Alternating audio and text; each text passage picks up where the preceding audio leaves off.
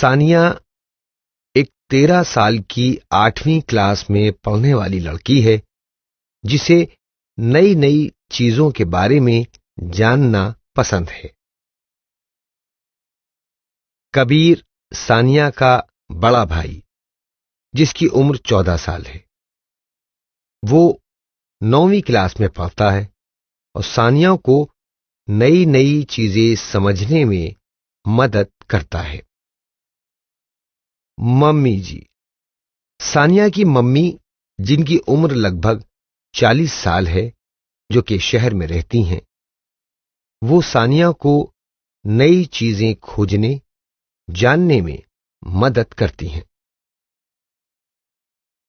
Hello दोस्तों, आज आप कैसे हो? भैया स्कूल विज्ञान प्रदर्शनी यानी साइंस फेयर में भाग ले रहे हैं। मम्मी और मैं उनके स्टॉल और उनके प्रोजेक्ट को देखने आए हैं। तुम साथ आओगे? हेलो भैया। हेलो सानिया। वाह, आपका प्रोजेक्ट इतना खूबसूरत है भैया। यह मानव मस्तिष्क है ना? हाँ, ये मानव मस्तिष्क का एक मॉडल है। मैंने इसके हिस्से भी दिखाए हैं। हाँ, और यह क्या है? मस्तिष्क कोशिका, न्यूरॉन्स। ओह, यहाँ मैं उन तंत्रिका यानी कि कोशिकाओं को दिखा रहा हूँ जिससे मस्तिष्क यानी कि दिमाग बना है। उन्हें अंग्रेजी में न्यूरॉन कहा जाता है और हिंदी में तंत्रिका कोशिका कहा जाता है। कोशिकाएं? ओह, ये तो वही चीज है ना जिससे सभी जीव जंतु बने होते हैं? हाँ, बिल्कुल। पर ध्यान है ना कि कोशिकाएं और परमाणु अलग होते हैं। जानती हो उनमें क्या फर्क होता है? नहीं। हमारी ब्रह्मांड में सब पदार्थ परमाणु से बने होते हैं, सजीव और अजीव दोनों। यहाँ तक कि कोशिकाएं भी परमाणु की बनी होती हैं। ओह, मतलब कोशिकाएं परमाणु से तो काफी बड़ी होती होंगी मम्मी। क्या हम देख सकते हैं कि यह कैसी दिखती हैं? हाँ, लेकिन आपको इसके लिए सूक्ष्मदर्शी यानी माइक्रोस्कोप की जरूरत पड़ेगी, क्योंकि कोशिकाएं इतनी छोटी होती हैं कि उन्हें नग्न आंखों से नहीं देखा जा सकता है। मम्मी, हमारे यहाँ एक सूक्ष्मदर्शी यानी कि माइक्रोस्कोप है, जिसमें एक स्लाइड है जिसमें प्याज की कोशिकाएं दिखाई देती हैं। मुझे देखने दो। वाह, ये एक ईंट की दीवार की तरह दिखता है। दोस्तों, है ना ये कमाल की बात? क्या आपने कभी सोचा है कि हम सब ऐसे छोटे छोटे घटकों से बने हैं और ये सब एक साथ मिलके काम करते हैं? इसके बारे में किसने सबसे पहले खोज की होगी और कैसे? क्या आप अपनी पुस्तक के पेज को पलट के बता सकते हैं? जी हाँ, आप बिल्कुल सही हैं। रॉबर्ट हुक ने ही 1665 में सबसे पहले कोशिका की खोज की थी।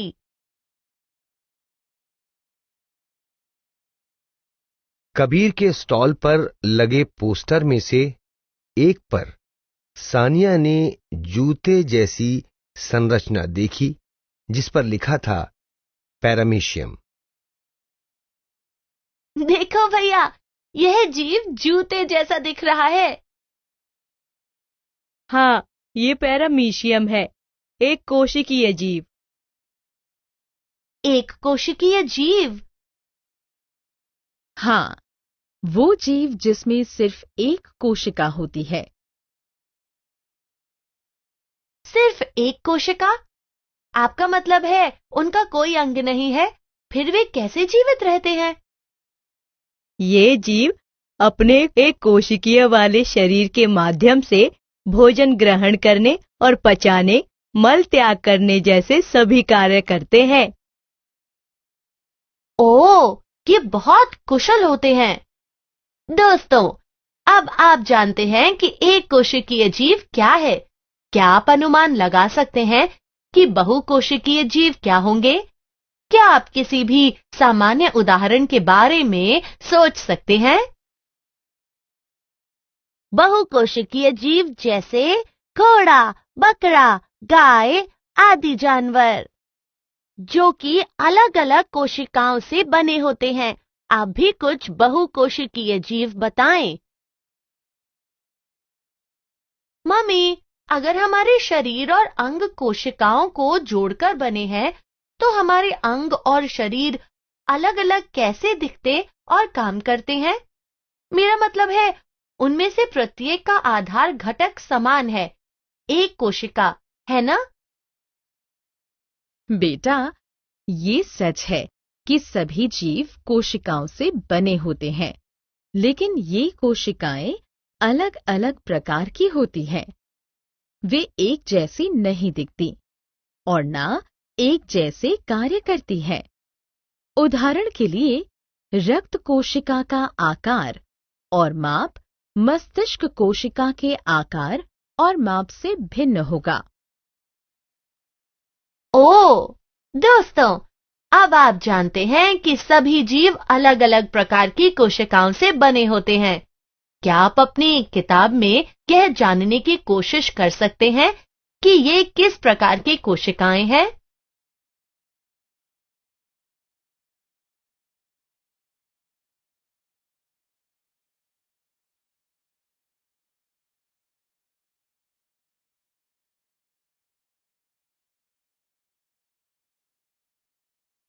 मम्मी, मैं सोच रही थी, क्या हाथी और जिराफ जैसे बड़े जीवों में बड़े आकार की कोशिकाएं होंगी? आपको क्या लगता है दोस्तों? जी हाँ, आप बिल्कुल सही हैं। ऐसा बिल्कुल भी आवश्यक नहीं है कि हाथी की कोशिकाएं चूहे की कोशिकाओं से बहुत अधिक बड़ी हों। इसका कारण एक दूसरे को बताएं। मम्मी, हमारे शरीर के भीतर बहुत विभिन्न प्रकार की कोशिकाएं हैं। क्या यही कोशिकाएं पौधे में भी होती हैं? पौधों की कोशिकाएं भिन्न होती हैं। सभी पौधों की कोशिकाएं एक ही आकार और प्रकार की होती हैं। पौधों की विभिन्न आवश्यकताओं को ध्यान में रखते हुए पौधों की कोशिकाओं में कुछ अतिरिक्त संरचनाएं होती हैं। उदाहरण के लिए, प्रकाश संश्लेषण के लिए क्लोरोप्लास्ट और कोशिका भित्ति, जो पौधे में कंकाल की तरह काम करते हैं। हाँ सानिया, इस पोस्टर को देखो। ये पौधों की कोशिकाओं और पशु कोशिकाओं के अंतर को दिखा रहा है। क्या आप ये अंतर समझ पा रहे हैं? दोस्तों, क्या आप मुझे यहाँ दिखाए गए पौधे और जानवरों की कोशिकाओं की तुलना करने में मदद कर सकते हैं? इस तालिका में अंतरों की सूची है। क्या आपको यह सही लग रहा है? दोस्तों, आपने अभी उन घटकों की सूची बनाई है जो पौधे और जंतु की कोशिकाओं में मौजूद हैं। क्या आप अपनी किताब के 93 से 96 पेज का उल्लेख कर सकते हैं और कोशिका के कार्य की सूची बना सकते हैं? 1 झिल्ली, 2 कोशिका भित्ति, 3 द्वितीय, 4 केंद्रक। हमने सीखा, कोशिकाएं जीवन का बुनियादी निर्माण खंड हैं। कोशिकाएं नग्न आंखों द्वारा नहीं देखी जा सकती। एक कोशिकीय वाले शरीर के माध्यम से भोजन ग्रहण करने और पचाने, मल त्याग करने जैसे सभी कार्य करते हैं। कोशिकाएं अलग-अलग आकार, माप और प्रकार की होती हैं। कोशिकाओं के सामान्य घटक कोशिका झिल्ली, कोशिका भित्ति, द्वितीय, केंद्रक।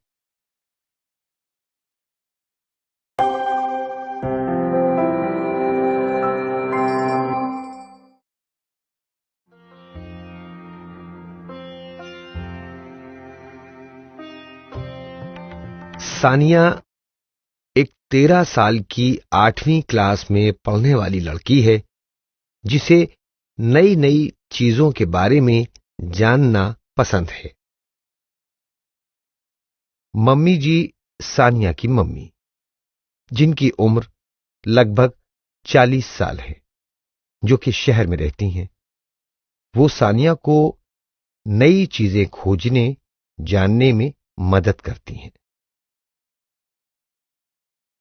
कबीर सानिया का बड़ा भाई है जिसकी उम्र 14 साल है। वो सभी गतिविधियों और खोजों में सानिया की मदद करता है।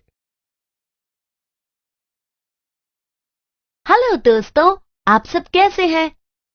भैया और मैंने अपना खाना अभी खत्म किया है। अब हम जा रहे हैं टीवी देखने। सानिया, तुम जाओ और टीवी का स्विच ऑन करो।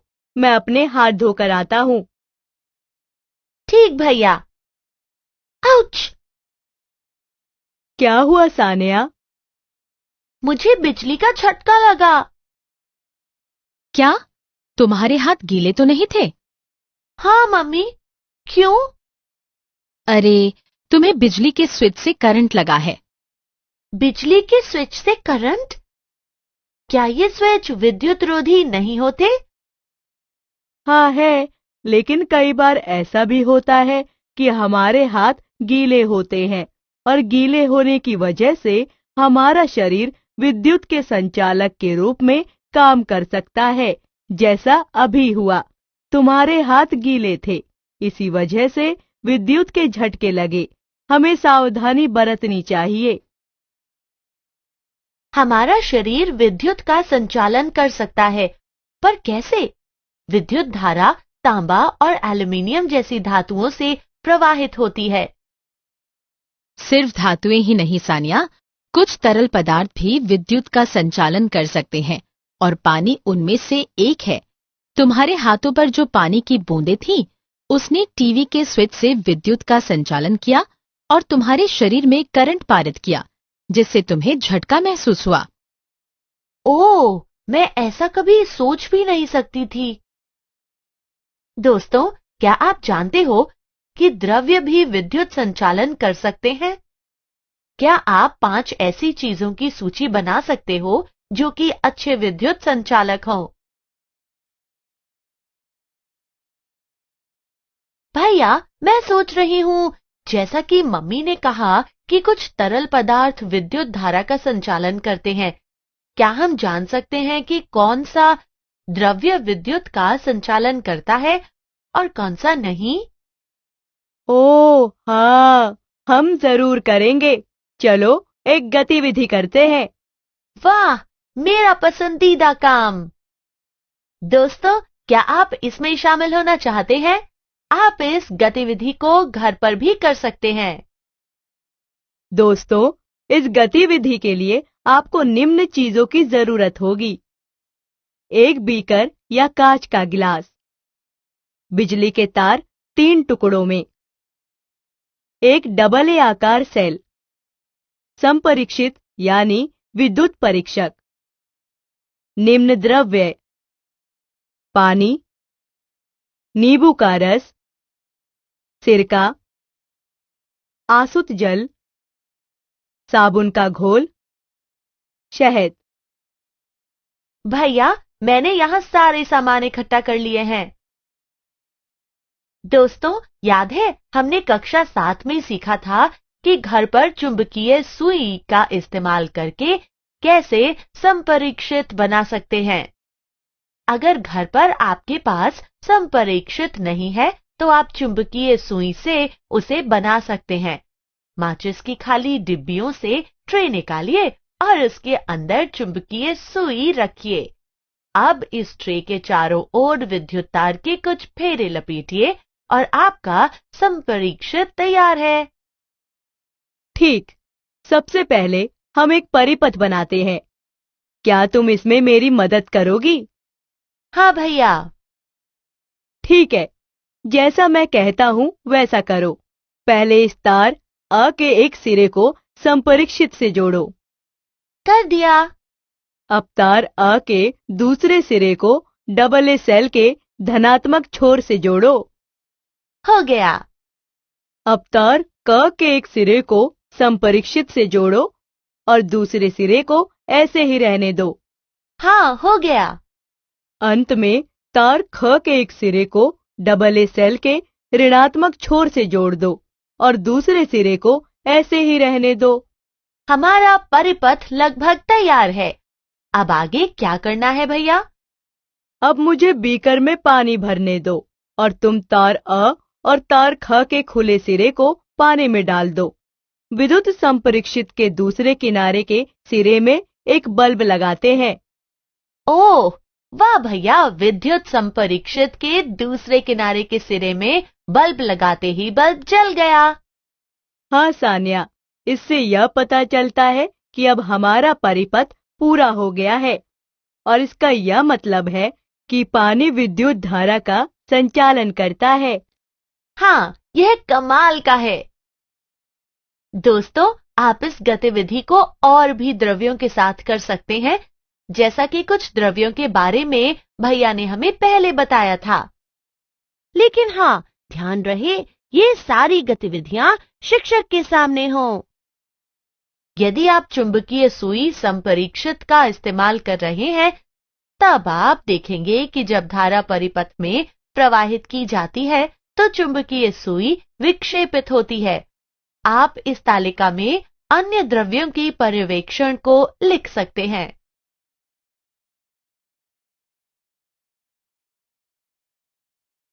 भैया, अभी तक मुझे दो बातें तो समझ आ गई हैं।